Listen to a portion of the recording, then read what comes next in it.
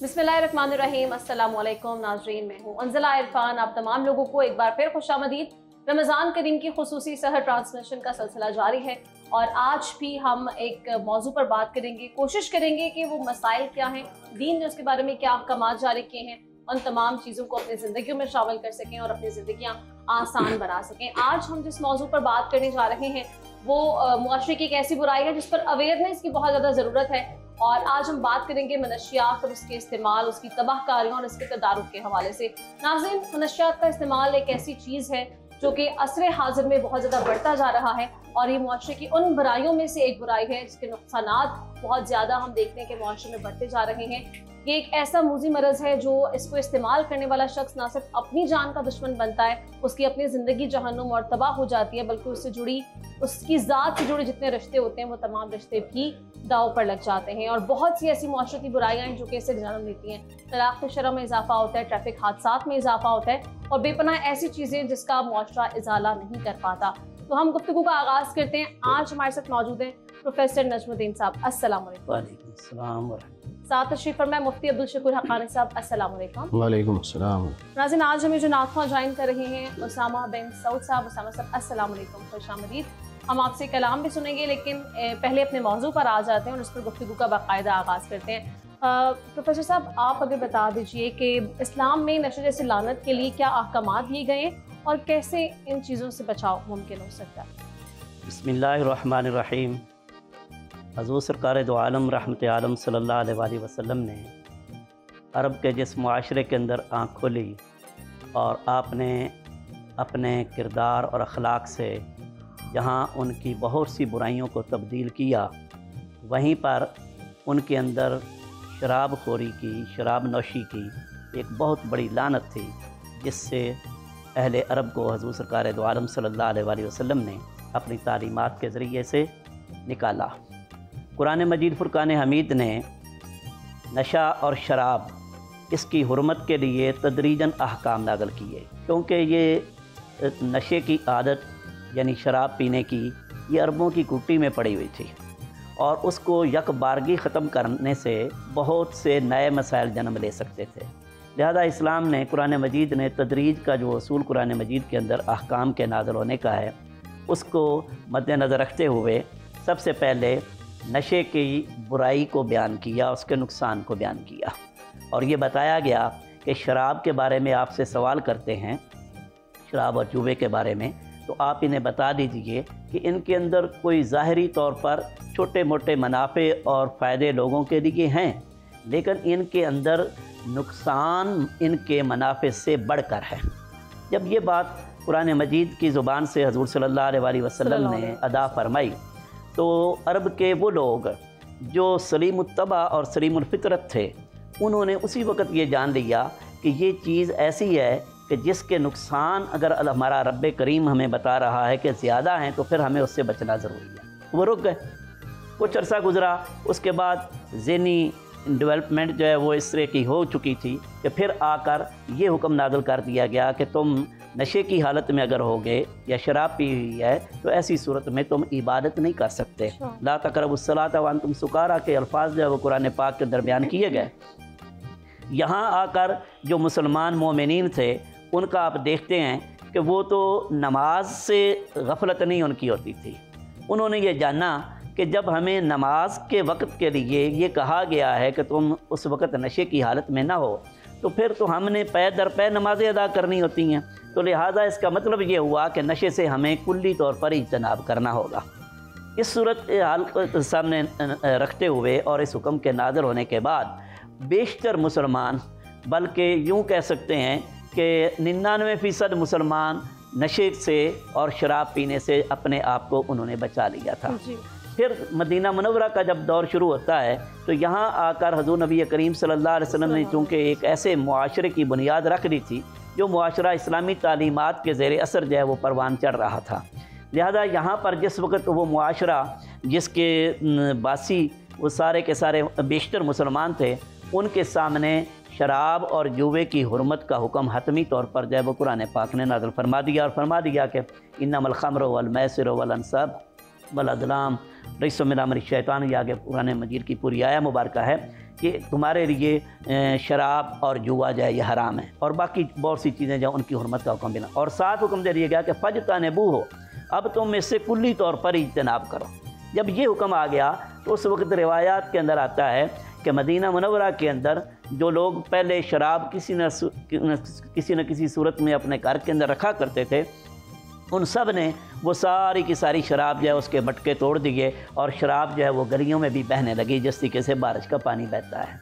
یہ حکم قرآن مجید کی طرف سے جب نازل ہو چکا تو اس کے بعد اسلامی معاشرے کے اندر شراب کی اور نشے کی کوئی صورت جو ہے وہ باقی نہیں رہنے دی گئی، حتیٰ کہ حضور سرکار دو عالم صلی اللہ علیہ وسلم نے شراب پینے والے پر، شراب بنانے والے پر، شراب بیچنے والے پر، شراب خریدنے والے پر، اس کام کے اندر جتنے لوگ ملوث ہو سکتے ہیں ان تمام کے لیے جو ہے وہ یہ بات فرما دی گئی کہ اللہ اور کی لعنت ان پر ہے، اور ان کا یہ سارے کا سارا عمل جو ہے وہ حرام ہے۔ ایسی صورتحال کے اندر اسلام نے تو یہ تعلیمات اتنی دے دیں کہ پھر معاشرہ اس نشے کی لت سے اور شراب کی لت سے مکمل طور پر جو ہے وہ پاک ہو گیا۔ آج کے دور کے اندر اگر ہم دیکھیں پھر ہمارا اسلامی معاشرہ چلا آ رہا ہے، اس کے اندر اکا دکا ہمیں ایسی صورتحال نظر آتی ہے کہ بعض معاشروں کے اندر جو ہے وہ شراب کا جو ہے وہ کچھ چلن چل پڑا، لیکن جس وقت یہ پچھلی صدی کا دور شروع ہوا ہے اس کے اندر مغربی کلچر کے زیر اثر ہمارے مسلمانوں کے اندر بھی شراب نوشی کا دوبارہ جو ہے وہ رواج پیدا ہو گیا، اور اس کو ایک معمولی بیماری سمجھا گیا، معمولی گناہ سمجھا گیا، حالانکہ قرآن پاک نے اور رسول کریم صلی اللہ علیہ وسلم نے اس کی حرمت اور اس کے گناہ کی شدت کو بڑے واضح طور پر بیان فرما دیا تھا۔ ہم یہ کہہ سکتے ہیں کہ جو شخص نشے کا عادی ہوگا، شراب کا عادی ہوگا، وہ گویا اسلام کی تعلیمات سے کلی طور پر ہٹ چکا ہے، اور حضور نبی کریم صلی اللہ علیہ وسلم نے شراب کو ام الخبائث قرار دیا کہ یہ تمام گناہوں کی اور تمام گندے کاموں کی بنیاد یہ شراب ہے۔ تو شراب ہو یا شراب سے ملتی جلتی وہ چیز جو انسان کی عقل پر پردہ ڈال دے، خمر کہتے ہی اس کو ہیں، جو انسان کی عقل پر پردہ ڈال دیتی ہے، تو ان مسلمان سے اللہ اور اس کے رسول یہ تقاضا کرتے ہیں کہ وہ ہمہ وقت اپنے شعور کے اندر، اپنی عقل کے اندر رہ کر دین متین کے احکام پر عمل کرتا ہوا نظر آنا چاہیے۔ تو شراب پینے کی وجہ سے اس کی عقل معوف ہو جاتی ہے، نشہ ہو جاتا ہے، لہذا وہ دین کے احکام پر عمل نہیں کر سکتا، اس لیے کلی طور پر اس کو جو ہے وہ حرام کرا دیا گیا۔ ٹھیک ہے، اس پر مفتی صاحب کو بھی شامل گفتگو کر لیتے ہیں۔ مفتی صاحب، آپ اگر یہ بتا دیجئے کہ ایسا شخص جو منشیات کا بے دریغ استعمال کرتا ہے اور عادتاً کرتا ہے، روٹین میں کرتا ہے، ایسے شخص کے لیے اللہ کی جانب سے کس سزا کا حکم ہے، اور پھر اسلامی تعلیمات کی روشنی میں اگر دیکھا جائے تو اس سے بچاؤ کیسے کیا جا سکتا ہے؟ بسم اللہ والصلاة والسلام علی رسول اللہ وعلی آلہ واصحابہ اجمعین الی یوم الدین۔ آج کا عنوان منشیات کے حوالے سے ہے، اور رمضان مبارک کا مہینہ ہے، دونوں میں مناسبت اور جوڑ بھی ہے۔ وہ اس طرح کہ ابھی آخری عشرہ جو آئے گا اس میں تاک راتوں میں لیلۃ القدر کو تلاش کرنا ہوتا ہے، یعنی عبادت کرنی ہوتی ہے۔ نبی پاک صلی اللہ علیہ وسلم کا ارشاد ہے کہ وہ شخص جو شراب کا عادی ہو اور شراب سے توبہ نہ کرتا ہو، لیلۃ القدر میں بھی اس کی مغفرت نہیں ہوتی۔ یعنی اتنا بڑا یہ جرم ہے کہ وہ ساری رات عبادت کرتا رہے اور اللہ کو مناتا رہے، جب تک وہ شراب سے توبہ نہیں کرے گا اللہ اس کی معافی کا اعلان نہیں کریں گے۔ اور شراب جیسے ابھی حضرت فرما رہے تھے کہ ام الخبائث، یہ جو نشہ ہے یہ تمام برائیوں کی جڑ ہے، بنیاد ہے، اساس ہے۔ اور اللہ تعالیٰ نے شراب کو جب حرام قرار دیا تو ساتھ بتایا کہ یہ شیطانی عمل ہے، شیطان چاہتا ہے کہ لوگ نشے میں رہیں۔ جب نشے میں رہیں گے تو نہ اللہ کے حکم کی پرواہ ہوگی، نہ اللہ کے رسول کے حکم کی پرواہ ہوگی، نہ اپنے ماں باپ کی اسے پرواہ ہوگی، کسی کی پرواہ نہیں ہوگی، وہ تو ایک نشے میں مست ہوگا، اور اس نشے میں پھر نقصانات بہت زیادہ ہوتے ہیں۔ فرمایا انما یرید الشیطان ان یوقع بینکم العداوۃ والبغضاء فی الخمر والمیسر، شیطان تو چاہتا ہے کہ تم شراب پیو، نشے میں آ جاؤ، اور پھر وہ تمہیں آپس میں لڑائے، آپس میں لڑائی جھگڑے ہوں گے، عداوت اور بغض پیدا ہوگا، اور اللہ کے ذکر سے رک جائے گا، نماز سے رک جائے گا، تو یہ بہت بڑا نقصان ہے ایک مسلمان کے لیے۔ اور اسی لیے شیطان ان باتوں پہ خوش ہوتا ہے کہ نشے پہ لگا دو تاکہ نہ نماز پڑھے اور نہ ہی اللہ کا ذکر کرے۔ اور اسی لیے حکم یہ ہے کہ اپنے آپ کو نشے سے بچاؤ، نشے میں نہیں جانا۔ اور ہم حیران اس بات پہ ہوتے ہیں کہ بہت سارے ایسے کام جس پہ حکومت وقت بہت سختی کرتی ہے، لیکن اس سے بڑے جرائم ہوتے ہیں، اس پہ سختی نہیں کرتی۔ اب آپ دیکھیں، ہمارے ہاں عموماً ملک پاکستان میں یہ کہا جاتا ہے کہ غیر مسلم کو شراب کا پرمٹ جاری ہوگا، اس کو لائسنس ملے گا کہ وہ شراب لے سکتا ہے۔ حالانکہ یہودی مذہب میں بھی شراب حرام ہے، عیسائی مذہب میں بھی شراب حرام ہے۔ اور چند دن پہلے آپ نے ایک کلپ دیکھا ہوگا کہ سندھ اسمبلی میں ایک ہندو نے کھڑے ہو کے کہا کہ آپ ہمارے نام پر شراب لیتے ہیں کہ جی غیر مسلم پیتے ہیں۔ انہوں نے کہا ہم تو نہیں پیتے، ہم تو خود اس کو حرام سمجھتے ہیں، ہمیں کیوں بدنام کرتے ہو؟ دیکھیے، مسلمان کو وہ ایک قسم کا آئینہ دکھا رہا ہے کہ تم مسلمان ہو کر ہمارے کندھے پہ رکھ کے چلا رہے ہو، حالانکہ ہم تو خود اس کو برا سمجھتے ہیں۔ تو یہ ایسی چیز ہے کہ حکومت کو چاہیے کہ اپنے طاقت کے زور پہ اس چیز کو روکے، اور حکمران جو بیٹھے ہیں ان سب کو پتہ ہے کہ کہاں کہاں سے یہ نشہ ہو رہا ہے، کون بیچ رہا ہے، کیسے بیچا جا رہا ہے۔ اس وقت کے اعداد و شمار کے مطابق پاکستان میں 70 لاکھ سے زیادہ لوگ ہیں جو منشیات استعمال کرتے ہیں، اور یہ منشیات استعمال کرنے کی وجہ سے پھر چوریاں بھی ہیں، ڈکیتیاں بھی ہیں، اور طلاقوں کا رجحان بھی اس وجہ سے زیادہ ہے کہ نشئی آدمی کو کچھ نہیں چاہیے، وہ کسی چیز کی پرواہ نہیں کرتا، اسے نشہ چاہیے۔ وہ اس نشے کی خاطر اگر اپنی بیوی کو مارنا چاہے مارے گا، حتیٰ کہ بچوں کو بیچنا پڑے وہ بیچ دے گا، گھر کا سامان بیچنا پڑے وہ بیچ دے گا۔ اسے صرف اور صرف نشے سے پیار ہے اور کسی چیز سے اسے پیار نہیں ہے، کسی اور چیز سے اسے غرض نہیں ہے۔ اس لیے منشیات کو ڈنڈے کے زور پر روکنا چاہیے، تاکہ جب انسان جو ہے وہ صحت مند ہوگا، اس کی صلاحیتیں صحیح طریقے پر استعمال ہوں گی تو وہ ملک کے لیے فائدہ مند ہوگا۔ اور لیکن جب نشئی لوگ ہوں گے تو وہ ملک کے لیے فائدہ مند تو نہیں ہوں گے، ان کی تو سوچ ہی الٹ ہوگی۔ آج جتنی بھی یہ ڈکیتیاں ہو رہی ہیں یا چوریاں ہو رہی ہیں، اس کا اگر آپ جائزہ لیں تو 90% وہی لوگ کر رہے ہیں جو نشئی ہیں، اپنا نشہ پورا کرنے کی خاطر وہ چوریاں اور ڈکیتیاں کر رہے ہیں۔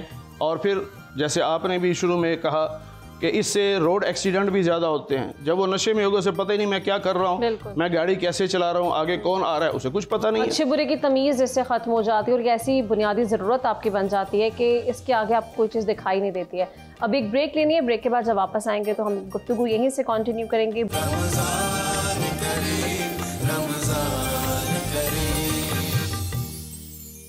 ویلکم بیک ناظرین، بریک پہ جانے سے قبل اسامہ مزید بھی آپ سے کلام سنیں گے۔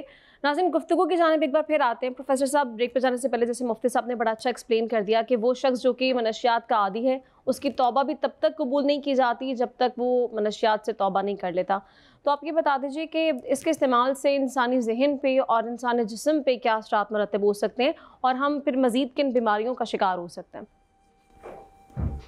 دیکھیے، شراب چونکہ ام الخبائث ہے اور اس کا بنیادی طور پر اثر وہ انسان کی عقل پر ہوتا ہے۔ جب انسان کی عقل ہی ختم ہو جائے اور اس پر پردہ پڑ جائے تو پھر ہر طرح کا گناہ اور ہر طرح کے جرم کا ارتکاب اس سے ممکن ہے۔ لہذا نشہ آور جو چیز بھی ہوگی، خواہ وہ شراب ہے یا آج کے دور کے اندر ہیروئن ہے یا کوئی اور نشے کی مختلف جو صورتیں اختیار کر لی گئی ہیں، یہ ساری کی ساری اس انسان کے ذہن اور عقل کو تو معوف کرتی ہی ہیں، اور اس کے ساتھ ساتھ صرف یہی نہیں کہ اس کے ذہن کو جو ہے وہ اور عقل کو خراب کرتی ہیں، بلکہ اس کی پوری جسمانی قوت جو ہے یا جسمانی صحت اس سارے پر اثر انداز ہوتی ہے۔ اس کا معدہ خراب ہو جاتا ہے، اس کے ہارٹ اٹیک کا خطرہ زیادہ ہو جاتا ہے، اس کے لنگز جو ہیں ان کے اندر جو ہے بیماریاں کے پیدا ہونے کا خطرہ ہوتا ہے۔ غرضے کہ پورا جسم جو ہے وہ شراب کے عادی کا بیماریوں کی اماجگاہ بن جاتا ہے۔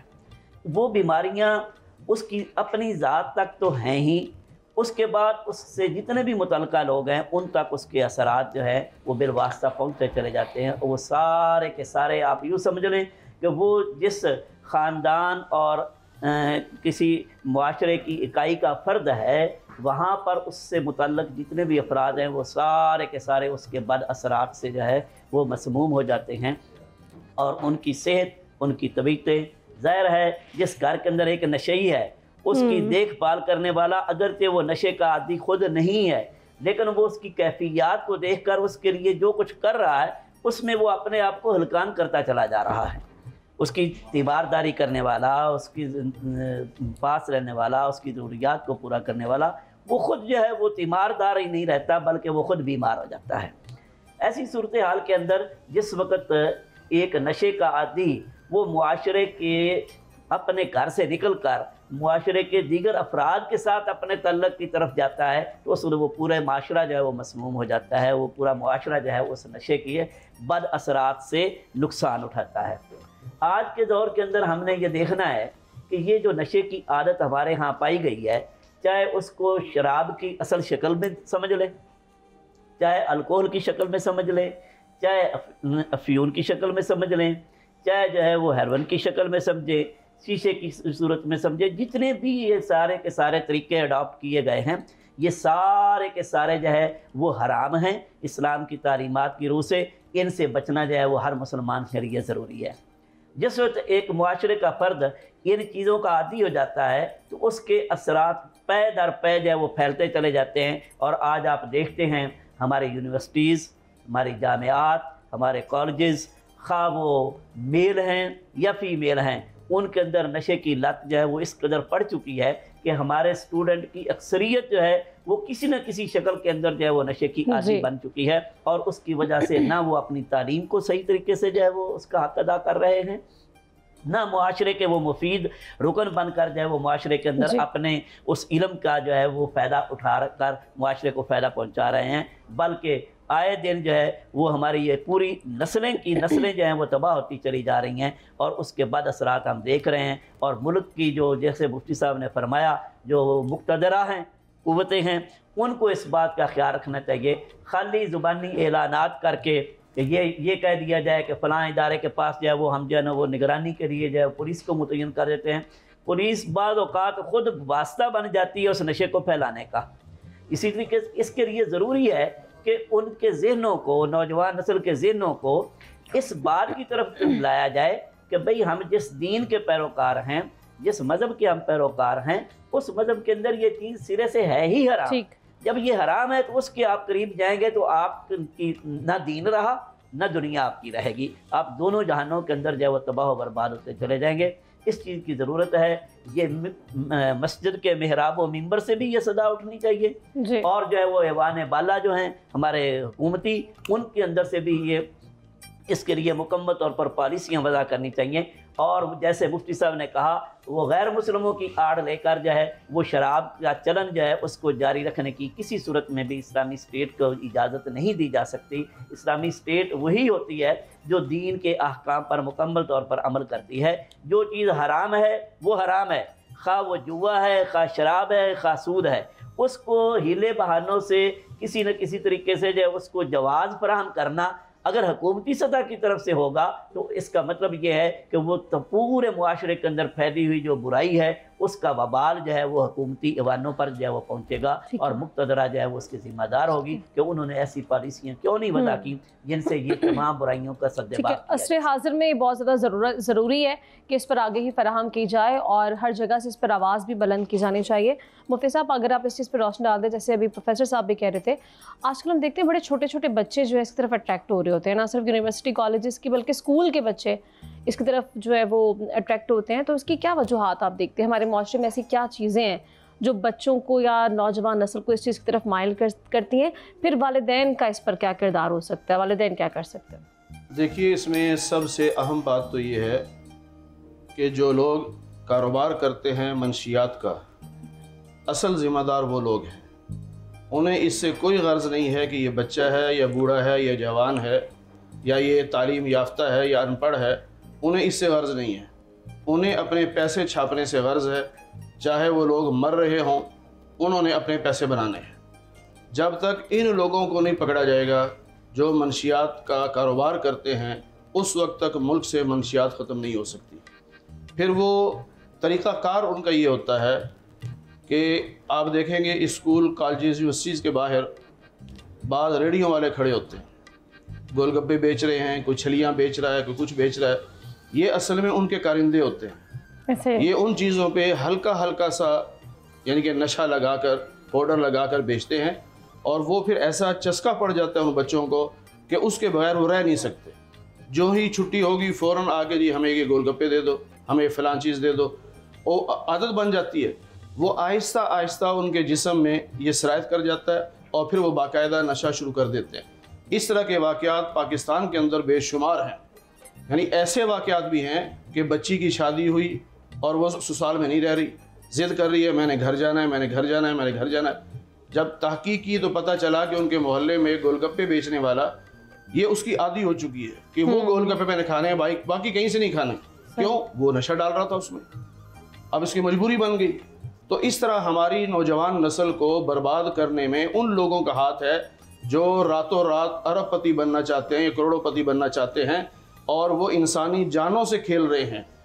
اگر ہمارے حکمران مخلص ہوں تو پہلے ان لوگوں کو پکڑیں جو لوگ یہ کاروبار کرتے ہیں، اور اس سے بڑھ کر آپ دیکھیں ادویات میں بھی یہ چیزیں شامل کی جا رہی ہیں۔ حالانکہ بعض ادویات ایسی ہیں جس میں ضرورت نہیں ہے، لیکن جان بوجھ کر اس میں نشہ شامل کیا جاتا ہے تاکہ لوگ نشے میں جائیں اور وہ عادی بن جائیں۔ یہ چیزیں ہمیں سوچنا پڑے گا بحیثیت پاکستانی کہ ہم اپنے ملک کو کدھر لے کے جانا چاہتے ہیں۔ اور عالمی سطح پر بھی جب مقابلے بازی ہوتی ہے، ٹسل چلتی ہے، تو وہاں ایک دوسرے کو نیچا دکھانے کے لیے یہ منشیات کو بطور ہتھیار استعمال کیا جاتا ہے۔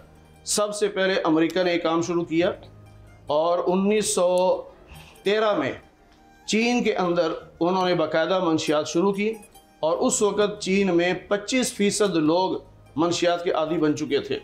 اور اسی طرح وہ جس ملک کو برباد کرنا چاہتے ہیں وہاں پہلے منشیات کو پھیلاتے ہیں۔ اور اس میں عجیب بات یہ ہے کہ پہلے مفت دیتے ہیں، وہ چھوٹا چھوٹا نشہ مفت دیتے ہیں کہ اس کو عادت پڑ جائے۔ جب عادت پڑ جاتی ہے اب وہ کہتے ہیں پیسے لا، اب وہ بغیر پیسے کے آ نہیں سکتا، اب وہ گھر کی ساری چیزیں بیچے گا، چوری کرے گا، کہیں سے بھی لائے گا۔ تو یہ لوگ انسانیت کے دشمن ہیں۔ آپ کے آج کے اس پروگرام کے حوالے سے ہم یہ کہیں گے کہ اسلام کے دشمن وہ بھی ہیں یہ، لیکن سب سے پہلے انسانیت کے دشمن ہیں۔ جب انسانیت ہی نہیں ہے تو ان کے ہاں اسلام کیا چیز ہے؟ بالکل، ان کو تو صرف اپنے پیسے سے مقصد ہے کہ ہمیں پیسہ چاہیے۔ ہماری جو خود ساختہ ایک ہم نے لائف سٹائل بنا لیا ہے، اس لائف سٹائل کو گزارنے کے لیے ہمیں کروڑوں روپیہ چاہیے، اور وہ یہ ایسے کماتے ہیں کہ لوگوں کو نشے پہ لگاتے ہیں۔ اور بہت سارے ایسے واقعات ہیں، بہت سارے، کہ کسی کے مکان پہ قبضہ کرنا ہو، کسی کی پراپرٹی پسند آ گئی، اسے وہ نشے پہ لگاتے ہیں۔ پھر نشہ جب خوب وہ عادی ہو جاتا ہے تو اب اسے کہتے ہیں کہ پراپرٹی میرے نام کر، بلیک میلنگ کی جا رہی ہے، اب وہ دیتا نہیں تو اس کا اب نشہ ٹوٹ رہا ہوتا ہے، اس کو طلب ہو رہی ہوتی ہے، اس وقت اس کے سامنے وہ رجسٹری رکھتے ہیں، اور وہ نشہ لینے کے لیے یعنی وہ پاؤڈر لینے کے لیے مجبوراً وہ دستخط کر دیتا ہے، اور یوں غریب لوگوں کی پراپرٹی کو ہتھیا لیا جاتا ہے۔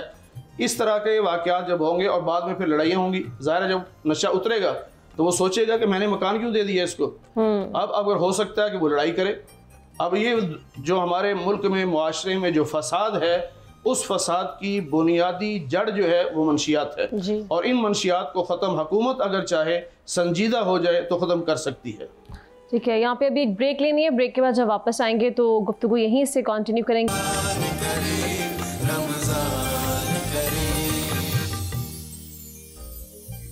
ویلکم بیک ناظرین۔ بریک پہ جانے سے قبل بہت ہی خوبصورت کلام اسامہ صاحب نے پڑھا، ان سے ہم نے کلام پہ سنا۔ اب ایک بار پھر موضوع کے جانب آ جاتے ہیں، اور پروفیسر صاحب اختتام سے پہلے اگر آپ ان لوگوں کے لیے کوئی نصیحت یا کوئی تلقین کر دیں جو لوگ منشیات کا استعمال بے دریغ کر رہے ہیں، اور پھر اساتذہ اور والدین، ان کا کیا اس پہ کردار بنتا ہے، کیسے وہ اس میں اس برائی کو روک سکتے ہیں؟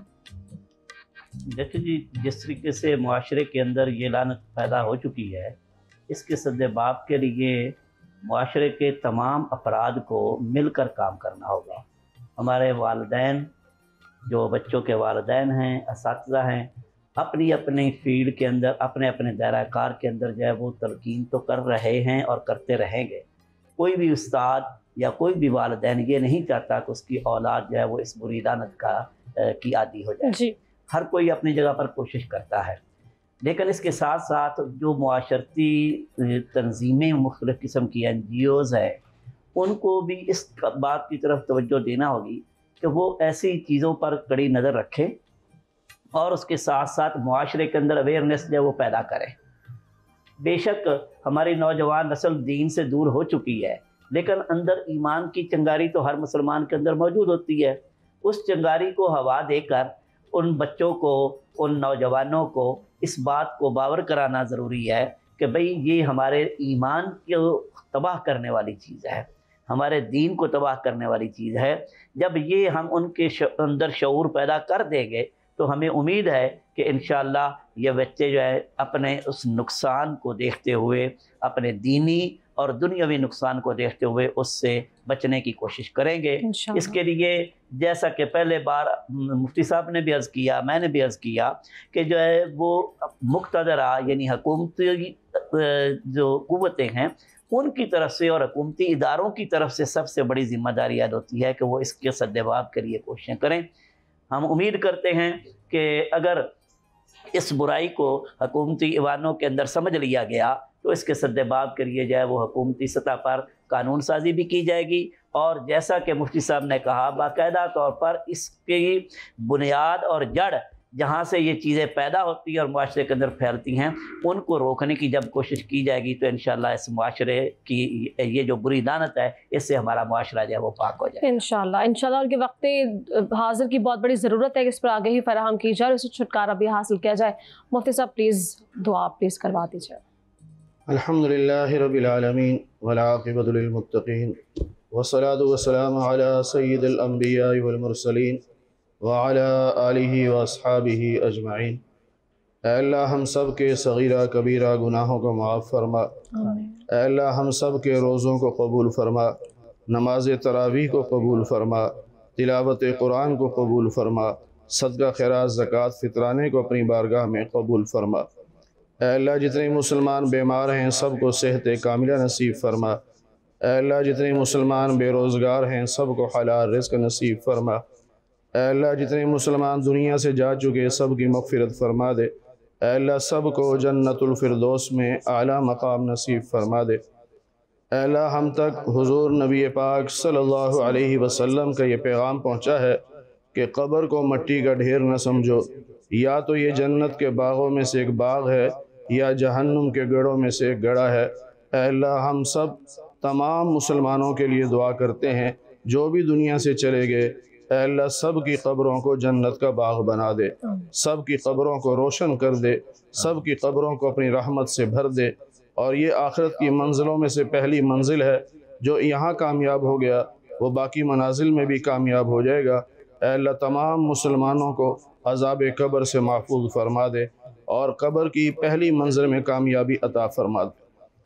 اے اللہ فلسطین کے مسلمانوں کی مدد فرما، مجاہدین کو غلبہ عطا فرما، شہداء کی قربانیوں کو قبول فرما، زخمیوں کو صحت کاملہ نصیب فرما۔ اے اللہ معاونین کے تعاون کو قبول فرما۔ اے اللہ اسرائیل اور اس کا ساتھ دینے والے ظالموں کو آپس میں لڑا کر ٹکڑوں میں تقسیم کر دے، انہیں تباہ و برباد کر دے۔ پوری دنیا کے مسلمانوں کو اے اللہ متحد اور متفق فرما۔ اے اللہ خصوصاً ہمارے ملک پاکستان کو استحکام عطا فرما، اندرونی بیرونی دشمنوں سے اس کی حفاظت فرما۔ اے اللہ جیسے آج کا عنوان منشیات کے حوالے سے تھا، اے اللہ ہماری دعاؤں کو قبول فرما، ہمارے ملک کو منشیات سے پاک فرما دے، ہر قسم کے نشے سے پاک فرما دے، ہمارے نوجوانوں کو اے اللہ اس بیماری سے نجات عطا فرما دے۔ اے اللہ اور بھی جتنے بھی ہمارے ملک و قوم کے لیے نقصان دہ چیزیں ہیں ان سے ہماری حفاظت فرما۔ اے اللہ حضور نبی پاک صلی اللہ علیہ وسلم نے جتنی خیر کی دعائیں مانگی، اے اللہ ان تمام خیر کی دعاؤں میں سے ہمارا حصہ بھی ہمیں عطا فرما دے۔ حضور نبی پاک صلی اللہ علیہ وسلم نے جتنے شرور سے پناہ مانگی، اے اللہ ان تمام شرور سے ہماری بھی حفاظت فرما۔ اے اللہ ہم سب کو قیامت کے دن حضور نبی پاک صلی اللہ علیہ وسلم کی شفاعت نصیب فرما، जन्नत में आपकी रफ़ाक़त नसीब फरमा, आपके दस्ते मुबारक से हौज़ कौसर का पानी पीना नसीब फरमा। ऐ अल्लाह, जैसे आज हम इस सहरी के प्रोग्राम में इकट्ठे हैं जिसमें अल्लाह आपकी और आपके नबी की बातें हुई और दीन की बातें हुई, ऐ अल्लाह जिस तरह हम यहाँ पर इकट्ठे हैं, ऐ अल्लाह हम सब को जन्नत में भी इकट्ठा फरमा दे। ऐ अल्लाह महज़ अपने फ़ज़ल व करम से हुज़ूर नबी पाक सल्लल्लाहु अलैहि वसल्लम के सदक़े से हमारी दुआओं को कबूल फरमा ले। व सल्लल्लाहु अला नबील करीम व अला आलिहि व अस्हाबिहि अजमईन बिरहमतिका या अरहमर राहिमीन। आमीन सुम आमीन, अल्हम्दुलिल्लाह रब्बिल आलमीन। नाज़रीन, इसके साथ ही सहर ट्रांसमिशन का वक्त अपने अख्ताम को पहुँचता है। मुझे और मेरी टीम को दीजिए इजाज़त।